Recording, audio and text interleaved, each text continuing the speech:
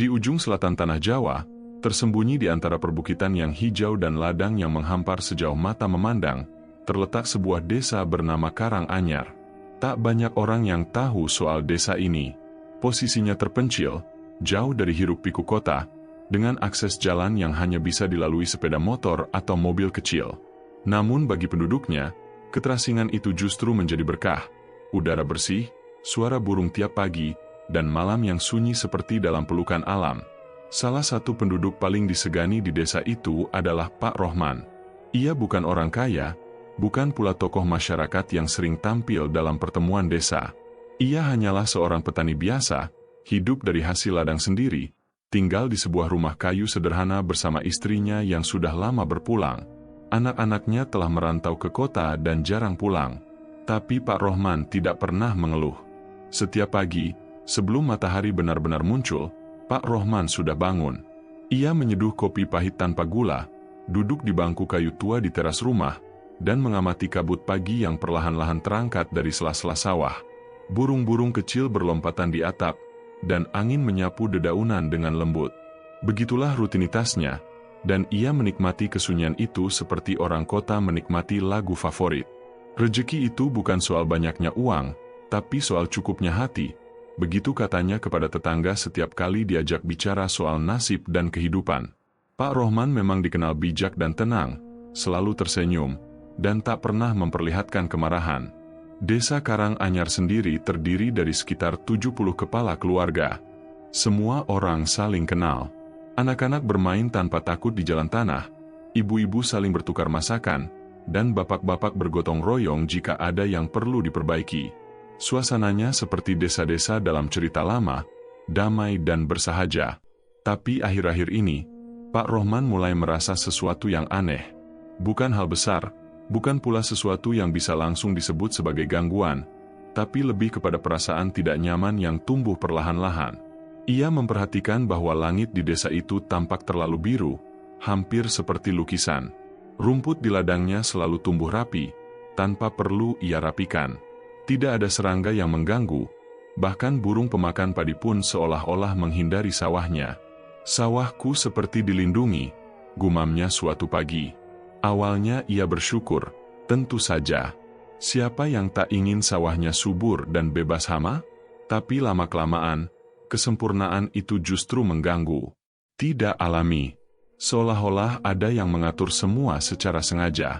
Di warung kopi milik Bukarsih, tempat para bapak biasa berkumpul setelah subuh, pembicaraan soal keanehan alam itu sesekali muncul.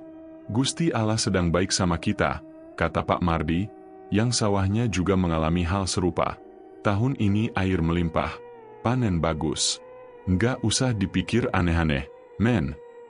Pak Rohman hanya mengangguk, meski dalam hatinya tetap menyimpan keraguan. Apakah ini benar-benar berkah? Atau ada sesuatu yang belum ia pahami? Suatu malam, setelah membersihkan alat-alat tani, Pak Rohman duduk di dapur sambil menikmati nasi jagung dan tempe goreng buatannya sendiri. Tiba-tiba, ia teringat sebuah cerita lama yang pernah ia dengar waktu kecil. Kakeknya dulu pernah bercerita soal hutan di pinggiran desa, yang kini sebagian besar telah berubah menjadi ladang. Konon, di bagian terdalam hutan itu, ada wilayah yang tidak boleh dimasuki sembarangan. Wilayah yang disebut-sebut sebagai tempat tinggal makhluk halus, atau yang lebih halus disebut sebagai kaum bunian. Mereka bukan hantu. Mereka seperti manusia, tapi tidak hidup di dunia yang sama, begitu kata kakeknya dulu. Kalau ada yang masuk ke sana tanpa izin, bisa hilang selamanya, atau kembali tapi tidak seperti dulu lagi. Cerita itu sempat membuatnya takut tidur saat kecil. Tapi seiring usia, cerita itu dianggapnya sebagai dongeng belaka. Meski begitu, nama Kampung Bunian masih kadang-kadang muncul dalam percakapan orang tua di desa, biasanya dibicarakan dengan bisik-bisik, seperti sesuatu yang tabu. Namun sejak ladangnya menjadi terlalu sempurna, Pak Rohman mulai mengaitkan kembali cerita lama itu. Apalagi, lokasi ladangnya memang berada di dekat hutan tua, yang sebagian besar masih belum tersentuh pembangunan. Suatu hari, saat berjalan menyusuri batas ladangnya yang bersisian langsung dengan semak belukar, ia merasa angin berhembus dengan arah yang ganjil. Tidak seperti biasanya. Udara mendadak dingin, dan aroma bunga melati tercium samar, padahal tidak ada tanaman melati di sana. Ia berhenti sejenak, menajamkan pendengaran. Hutan di hadapannya terlalu tenang. Tidak ada suara burung, tidak ada gemerisik dedaunan, bahkan jangkrik pun seolah enggan bersuara. Hening yang aneh, sunyi yang membuat bulu kuduknya berdiri. Pak Rohman menarik napas dalam-dalam dan memutuskan kembali ke rumah. Tapi sejak hari itu, ia tak lagi bisa melihat ladangnya dengan perasaan yang sama. Ia mulai merasa seperti sedang diawasi, entah oleh apa, atau oleh siapa. Meski begitu, ia tetap bekerja seperti biasa. Menanam, menyiram, membersihkan gulma, memeriksa parit-parit kecil. Tapi setiap kali ia berjalan mendekati bagian ladang yang paling dekat dengan hutan, langkahnya otomatis melambat. Waspada. Namun sebagai orang yang logis dan sederhana, ia selalu mencoba menepis perasaan-perasaan ganjil itu. "Ah, mungkin cuma capek," katanya kepada diri sendiri. Namun jauh di dalam hatinya, benih kekhawatiran sudah tumbuh, perlahan namun pasti. Dan ia belum tahu bahwa hari-hari ke depan akan membawa sesuatu yang jauh lebih besar dari sekadar sawah yang subur dan langit yang terlalu biru. Pagi itu, matahari baru saja muncul di balik perbukitan, menyinari lembah dan ladang di desa Karanganyar dengan cahaya keemasan. Seperti biasa, Pak Rohman sudah berada di ladangnya. Dengan caping menutupi kepalanya dan cangkul di tangan, ia mulai membersihkan rumput liar yang tumbuh di pematang. Namun pagi itu berbeda.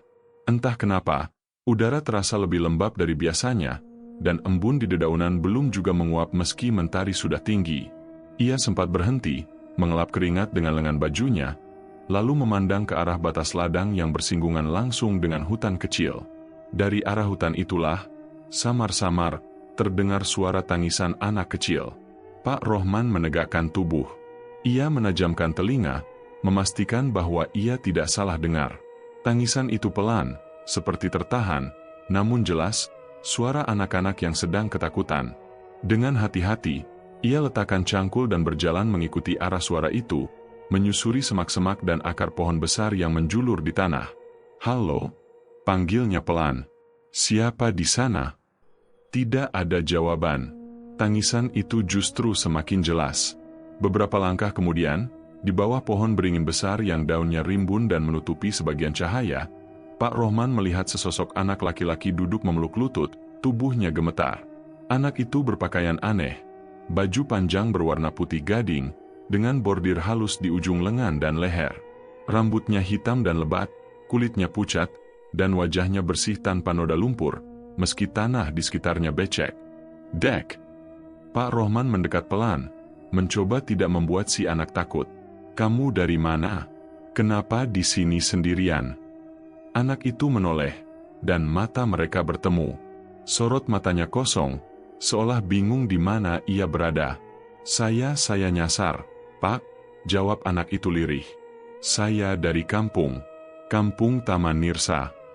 Pak Rohman mengerutkan dahi. Ia belum pernah dengar nama kampung itu. Taman Nirsa? Di sebelah mana itu? Anak itu menggeleng pelan. "Saya juga nggak tahu. Tiba-tiba sudah di sini. Ibu saya bilang kalau tersesat, cari orang baik yang bisa bantu pulang."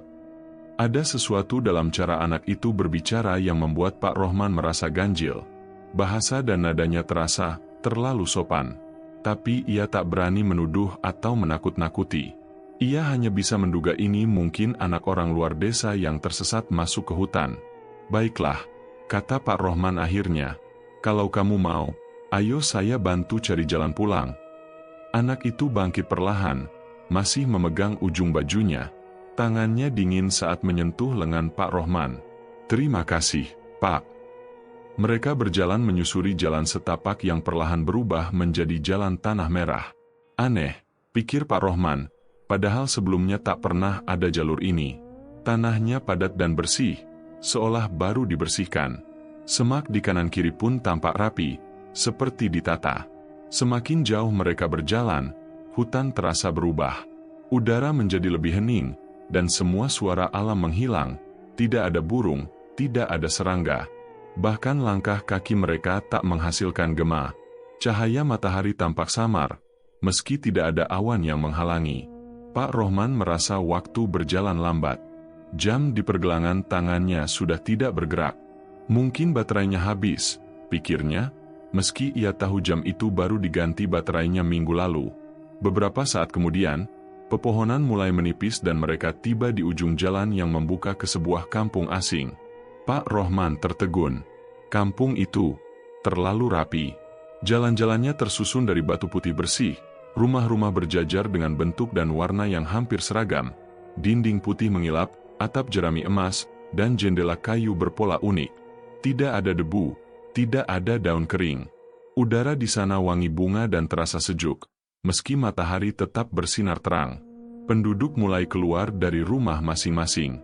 Mereka semua tersenyum pada Pak Rohman, dan wajah mereka tampak mirip satu sama lain. Hidung mancung, mata besar bening, kulit bersih, dan tubuh tegak sempurna. "Selamat datang, Pak," ujar seorang wanita parubaya yang mengenakan kain panjang keprakan. "Kami telah menunggu." Pak Rohman bingung. "Menunggu saya?" "Iya, terima kasih telah mengantar anak kami kembali," katanya sambil melirik anak kecil tadi, yang kini berdiri tegak dan tampak lebih ceria. Anak itu menatap Pak Rohman dan tersenyum manis. "Ini ibu saya." Beberapa orang lainnya ikut mendekat. Mereka tidak ramai, tapi penuh kesan hormat. Seperti menyambut tamu agung. Seorang lelaki tua berpakaian seperti tetua adat mendekat, mengangguk dalam-dalam. "Perbuatanmu mulia, Pak Rohman. Kau telah menolong salah satu dari kami, dan itu tidak akan kami lupakan." Pak Rohman kaget. "Kalian tahu nama saya?" "Segalanya sudah kami ketahui. Tapi jangan takut. Kami tidak bermaksud menyakiti. Sebaliknya, kami ingin memberikan sesuatu." Ia dibimbing ke sebuah pelataran yang ditumbuhi bunga-bunga aneh, bercahaya redup meski belum malam. Di sana, seorang gadis membawa bingkisan yang dibalut kain putih dengan motif emas. "Terimalah ini sebagai imbalan atas kebaikanmu. Jangan dibuka di sini. Bawalah pulang." Pak Rohman sempat menolak dengan sopan. "Wah, saya nggak minta apa-apa, Pak. Saya cuma bantu. Tapi menolong kami bukanlah perkara kecil. Dunia kami berbeda. Kami tidak bisa membiarkan kebaikan dibalas dengan diam." Ia pun menerima bingkisan itu. Rasanya dingin dan agak berat. Setelah itu, suasana mulai berubah. Langit tampak memerah perlahan, dan penduduk kampung mulai bergerak kembali ke rumah. "Sebaiknya Bapak segera pulang," kata tetua itu. "Malam di tempat kami tidak sama seperti malam di dunia Bapak." Pak Rohman mengangguk. "Bagaimana saya bisa pulang? Jalan akan menemukan Bapak." Dan benar saja, ketika ia membalik badan, jalan setapak tadi seolah terbuka kembali, memanjang seperti tak pernah hilang. Ia menoleh ke belakang, tapi kampung itu mulai kabur oleh kabut tipis. Dengan langkah perlahan dan bingkisan di tangan, Pak Rohman menyusuri jalan kembali menuju ladangnya. Tak ada suara serangga, tapi langit mulai berubah biru keunguan. Sesaat sebelum keluar dari batas hutan, ia menoleh sekali lagi. Kampung itu sudah tidak ada. Hanya hutan rimbun, dengan pohon-pohon tua dan kabut lembut yang mengambang di udara. Ia kembali ke ladangnya, tak tahu bahwa sejak detik itu, hidupnya tak akan pernah sama lagi. Pagi harinya, Pak Rohman bangun lebih awal dari biasanya. Tubuhnya terasa ringan, segar, seperti baru saja bangkit dari tidur panjang yang menyejukkan. Cahaya matahari menembus celah dinding kayu rumahnya, menandakan hari yang cerah. Tapi ada sesuatu yang mengganggunya sejak ia membuka mata, sebuah perasaan asing yang tak bisa dijelaskan. Bingkisan yang ia terima kemarin malam masih terletak di atas meja bambu, dibungkus rapi dengan kain putih bermotif emas. Ia belum berani membukanya. Hatinya belum siap. Entah kenapa, nalurinya mengatakan bahwa benda itu lebih baik dibiarkan seperti itu dulu. Setelah mencuci muka dan menyeruput secangkir kopi pahit, Pak Rohman membawa cangkul dan bergegas ke ladang seperti biasa. Namun langkahnya terhenti ketika matanya menangkap sesuatu yang tidak masuk akal. Ladangnya. Tanaman padi yang kemarin masih hijau dan belum cukup usia untuk panen, kini berdiri gagah dalam warna kuning keemasan, menandakan siap dipanen semalam saja. Daun-daunnya tidak satu pun yang menguning busuk atau terserang hama. Air di pematang jernih, mengalir pelan, dan tanah tidak becek seperti biasanya. Semua terlihat terlalu sempurna. Pak Rohman mengelus dagunya. Ia berjongkok, menyentuh batang padi. Benar-benar sehat dan berat berisi. Aneh, gumamnya. Hari itu, ia memanen sebagian kecil dari sawahnya dan membawa pulang dengan gerobak. Hasil panennya 2 kali lipat dari biasanya, padahal ia baru mengambil seperempat. Ketika ia berjalan menyusuri jalan desa, beberapa tetangga menyapanya, lebih hangat dari biasanya.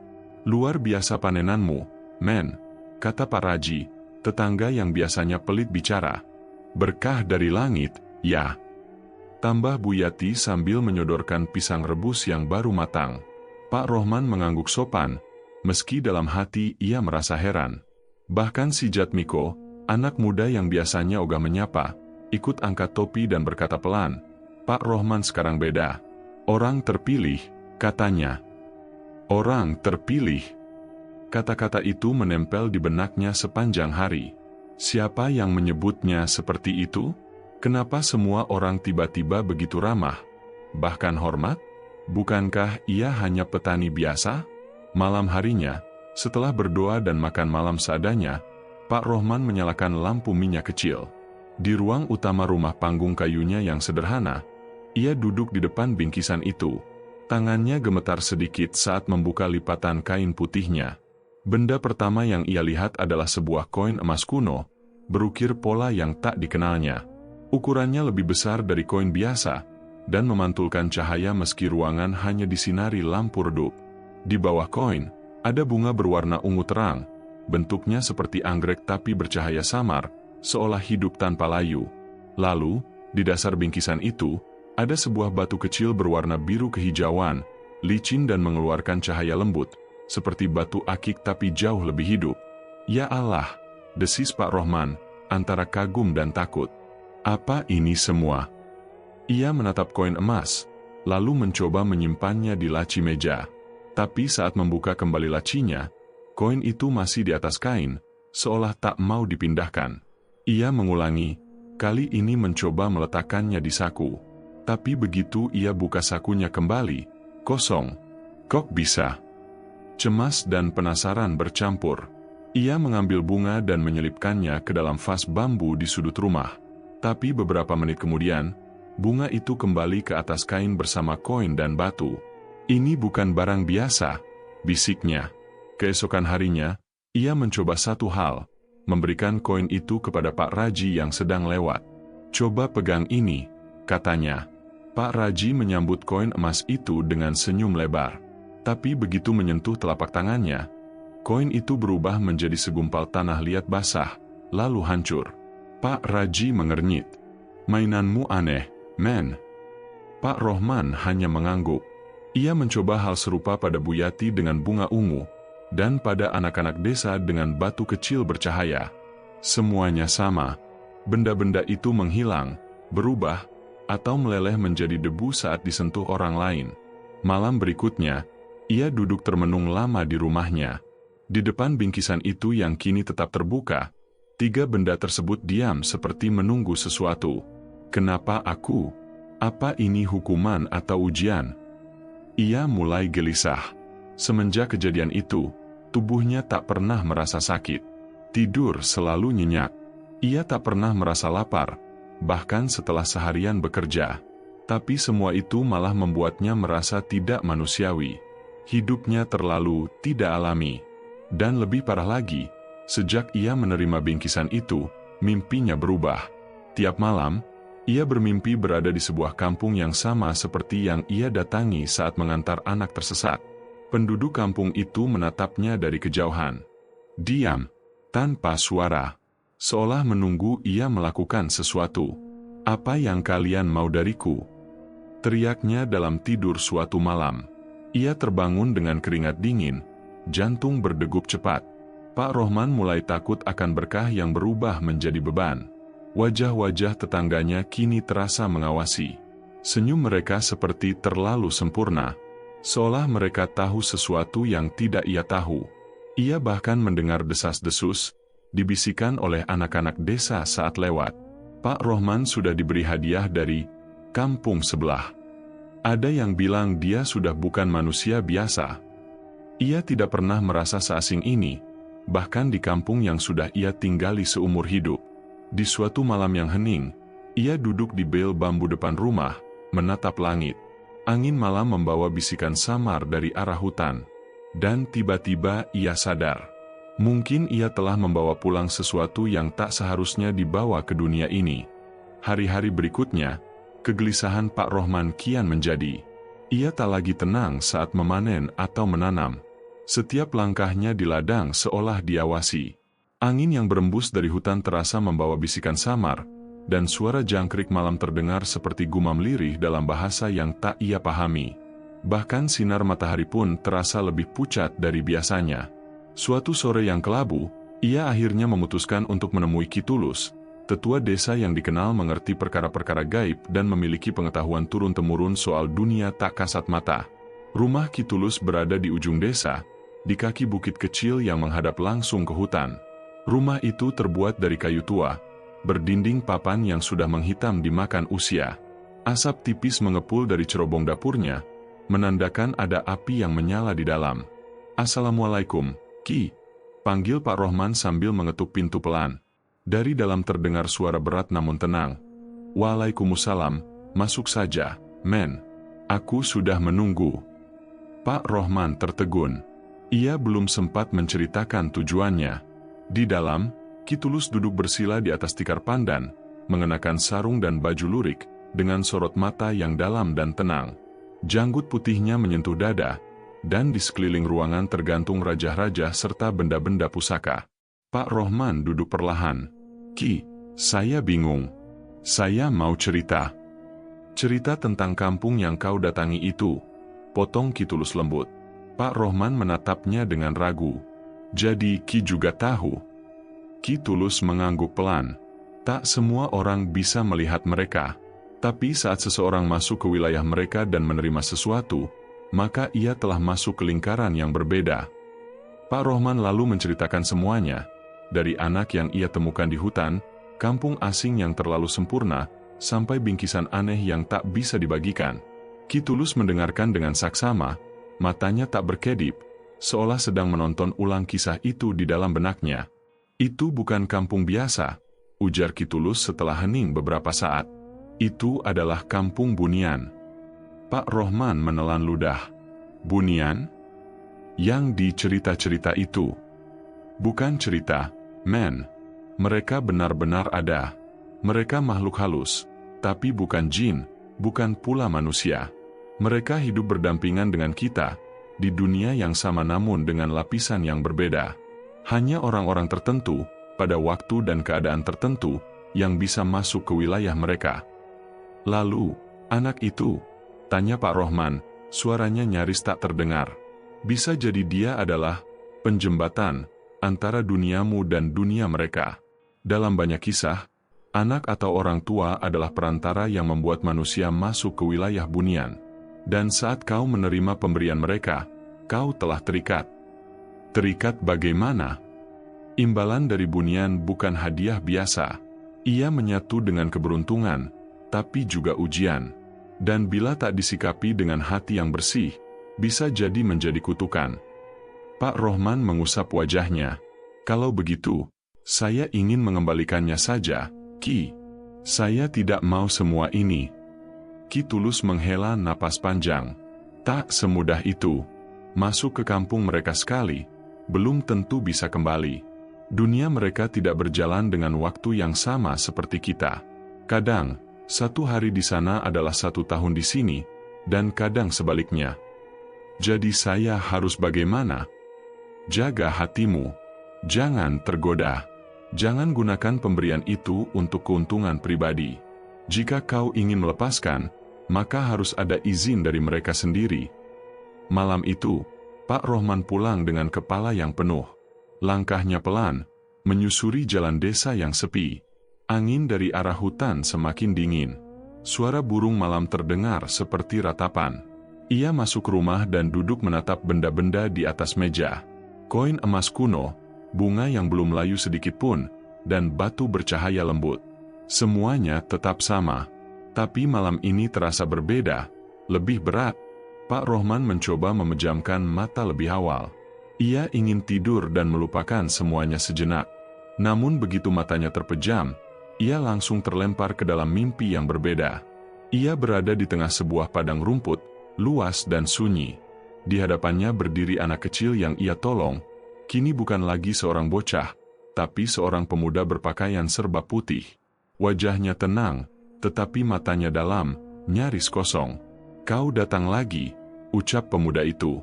"Siapa kau sebenarnya?" tanya Pak Rohman, suaranya bergema aneh.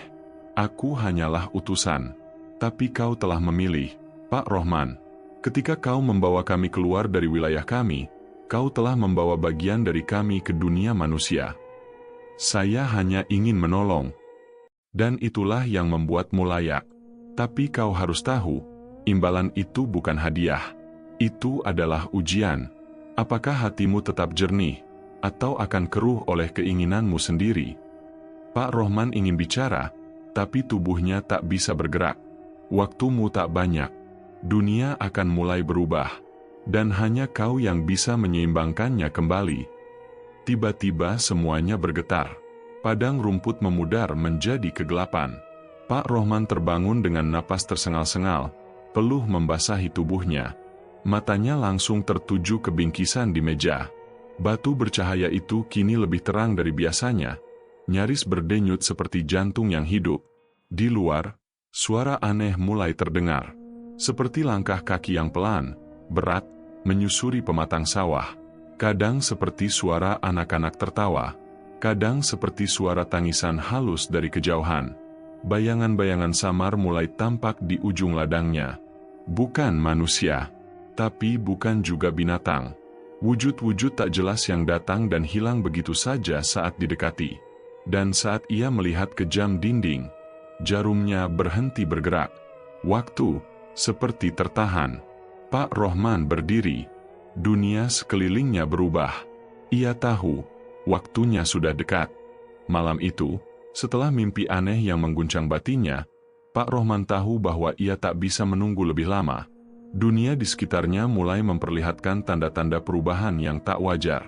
Waktu kadang terasa berhenti, suara-suara dari ladang terdengar seperti bisikan dari dunia lain, dan binatang-binatang peliharaannya mulai resah, tak mau mendekat ke rumah.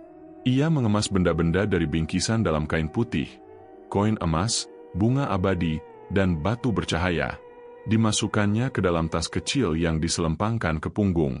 Tak banyak ia bawa, hanya bekal air, sebungkus nasi, dan keyakinan. Sebelum fajar menyingsing, ia melangkah menuju hutan, ke arah tempat ia pertama kali menemukan anak kecil itu. Angin subuh terasa dingin menggigit, dan hutan masih gelap. Langkah Pak Rohman menyusuri jalan setapak yang samar. Kabut menggantung tipis di antara pepohonan, menciptakan kesan bahwa dunia ini tengah berada di ambang dua alam. Baru beberapa ratus meter masuk ke dalam hutan, cobaan pertama datang. Sebuah suara lembut terdengar dari balik pohon. "Rohman, pulanglah. Tidak ada yang salah. Kau sudah diberkahi. Kenapa menolak anugerah?" Suara itu seperti suara ibunya semasa hidup. Lembut, penuh kasih. Pak Rohman menoleh. Di balik kabut, tampak sosok perempuan tua berdiri, senyumnya hangat, matanya penuh rindu. Namun Pak Rohman hanya menunduk, melanjutkan langkah. "Ibu sudah lama wafat. Itu bukan ibu. Jangan permainkan kenangan saya." Sosok itu lenyap begitu saja, seperti bayangan yang tertiup angin. Tak lama kemudian, jalan di depannya bercabang menjadi 3. Di tengah-tengahnya berdiri seorang lelaki muda yang menawarkan kepadanya sebuah peti kayu kecil. "Dalam ini ada kekayaan yang tidak akan habis 7 turunan. Terimalah, kau hanya perlu membalikan badan dan pulang." Pak Rohman memandangi pemuda itu, lalu tersenyum tipis. "Saya petani. Tangan saya dibuat untuk memegang cangkul, bukan menghitung emas. Terima kasih. Tapi saya harus lanjut." Setiap langkahnya menjadi lebih berat. Suara-suara dari masa lalu bermunculan, jeritan tetangga yang pernah dibantunya, suara anak-anak kecil dari desa, suara istrinya yang telah lama meninggal, memanggil-manggil dari kejauhan. Namun ia tetap melangkah. Berkali-kali dadanya bergetar oleh rasa ragu. Tapi ia tahu, satu-satunya jalan keluar adalah ke dalam. Dan ke dalam artinya menghadapi apa yang telah ia bawa pulang dari dunia yang bukan miliknya. Akhirnya, di tengah kabut yang semakin menipis, Pak Rohman tiba di sebuah gerbang batu setengah roboh, dipenuhi tanaman rambat dan akar pohon besar. Di atasnya, ukiran tak dikenal membentuk simbol-simbol asing yang samar bersinar. Ia menghela napas dalam. Gerbang itu, ia mengenalnya. Ini adalah pintu masuk ke Kampung Bunian, tempat yang tak seharusnya bisa ia temukan lagi. Saat ia melangkah masuk, suasana berubah drastis. Alam seolah menahan napas. Tak ada angin, tak ada suara. Semua diam. Kampung yang dulu ia lihat sebagai surga kini tampak seperti bayangan dirinya, terlalu sempurna, tapi kosong. Warga kampung berdiri di sisi jalan, diam, menunduk hormat. Tak satu pun bicara. Wajah-wajah mereka masih sama, mirip-mirip, tanpa celah. Tetapi kini, mata mereka tampak lebih dalam, seperti cermin yang memantulkan ketakutan sendiri. Di tengah kampung, 5 orang tetua duduk melingkar. Di hadapan mereka ada alas batu, tempat di mana Pak Rohman meletakkan benda-benda pemberian itu. Batu bercahaya itu kini menyala lebih terang, seolah tahu bahwa waktunya telah tiba. Salah satu tetua, berjubah putih keperakan, berbicara pelan namun jelas. Engkau datang kembali, Rohman. Tak banyak manusia yang berani memilih jalan ini. Saya hanya ingin mengembalikan apa yang bukan hak saya, jawab Pak Rohman, suaranya mantap namun penuh hormat. Imbalan itu diberikan dengan tulus. Tapi kau telah melewatinya sebagai ujian. Kalau begitu, izinkan saya melepaskan semuanya. Saya tidak ingin hidup di luar kodrat saya sebagai manusia. Para tetua saling berpandangan. Kemudian salah satu dari mereka berdiri dan berkata, kami memberimu pilihan. Tinggallah di sini, dalam ketenangan abadi. Tak ada rasa sakit, tak ada lapar, tak ada tua. Atau kembalilah, dan hidup seperti semula, dengan segala penderitaan manusia, tanpa berkah yang kami berikan. Pak Rohman terdiam beberapa saat. Namun kemudian ia tersenyum kecil. Terima kasih atas tawaran kalian. Tapi ladang saya, rumah saya yang reyot, sawah yang banjir, dan hidup yang kadang pahit itu, semuanya milik saya. Itulah dunia saya. Dan saya ingin kembali ke sana. Kelima tetua mengangguk. Mereka tidak marah, tidak kecewa. Wajah mereka tetap tenang. Satu persatu mereka menutup mata, dan dalam sekejap, kampung itu mulai memudar. Pak Rohman merasa tubuhnya ringan, lalu dunia di sekitarnya runtuh seperti kabut yang tersapu angin. Ia terbangun di tepi hutan, saat matahari telah meninggi. Tangannya menggenggam tanah, bukan lagi kain pembungkus bingkisan. Benda-benda pemberian itu lenyap. Di sekelilingnya, suara burung kembali terdengar. Angin mengalir seperti biasa. Semua kembali normal. Ia berjalan pulang ke desa, dan mendapati bahwa tidak ada satupun orang yang mengingat apa yang pernah terjadi. Ladangnya kini kembali biasa. Panennya tidak lagi melimpah ruah. Malah, sebagian tanaman padi digerogoti hama. Tapi ia tak mengeluh. Ia kembali mencangkul tanah dengan tenang, seperti dulu. Menyapa tetangga, membantu mereka jika sempat. Tidak ada yang menyebutnya orang terpilih lagi. Malam hari, saat bintang bertaburan di langit, Pak Rohman duduk di teras rumah kayunya. Angin malam bertiup lembut. Ia menyeruput secangkir teh panas, sendirian, tapi damai. Pandangannya lurus ke sawah, ke tempat di mana alam dan manusia bekerja bersama. Bukan dunia sempurna, tapi dunia nyata. Dunia yang kadang sulit, tapi jujur. Ia menarik napas panjang dan tersenyum kecil. Ini lebih dari cukup, gumamnya pelan, dan malam pun terus berjalan, tanpa gangguan dari dunia lain. Tamat.